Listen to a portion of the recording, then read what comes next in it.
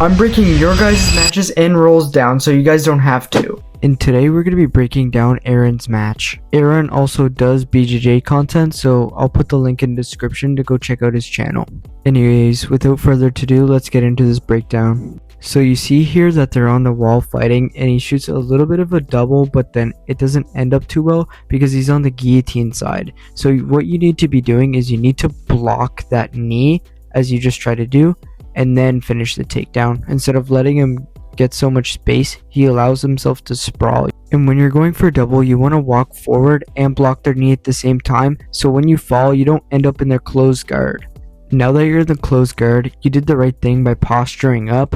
Now that you're postured up, you should have probably moved your knee probably closer to the center of him so he's not directly able to attack this. The goal is to widen your base when you're in someone's open guard and get your knee almost behind their hips so they're not able to fully lock up the closed guard anymore. It creates a separation. Also, same thing for when you're in a triangle, you want to keep your posture up so they're stuck in that cinch and they're not able to finish this triangle. So if you just keep imagining that you're keeping your chest proud inside of the triangle, it's going to be harder for your opponents to finish it. I'm not the best wrestler, but when you go for that snap down, time that snap down for a shot instead of going right around to the back. And one thing I would add is instead of having that body lock on the body, go right to the hips so you have more control and he's not able to break it as easy as he just did. Now when you're in back control, you should always try to get your back to the mat so they can't control you. And also when you're keeping back control, you want to make sure your hips are underneath the person's body and making sure that their back is not touching the floor. These are all really good tips that I use in my game when I'm keeping back control. What I would recommend doing, instead of standing so up tall like this, you're more prone to trips and stuff. So what I would do is I would lower your posture so then you can actually make those snap downs happen. And changing to the wrestling stance will give you a lot more power. Also, easy entries on your double legs and all your snap downs that you do. Faking snap downs can also help you set up shots.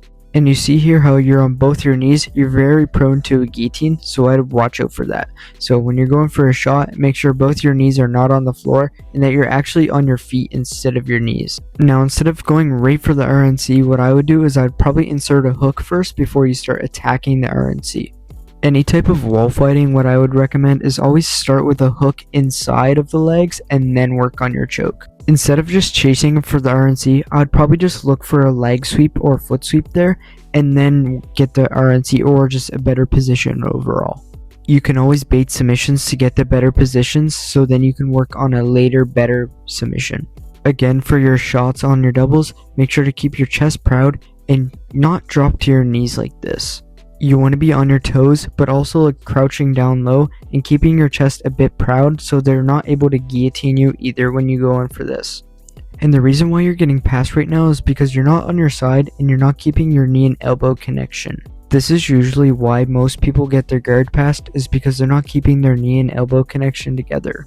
You should avoid honestly putting your back onto the mat for them because it just does their job so they're able to pass. Now you should be working on your guard retention from mount, which is essentially just trying to get your guard back. If I were you, I would start working back on my half guard so my opponent isn't really fighting for the mount. And your opponent here switches off into a triangle, so when he gets to the cinch, you should automatically start raising your posture up so he isn't able to attack it.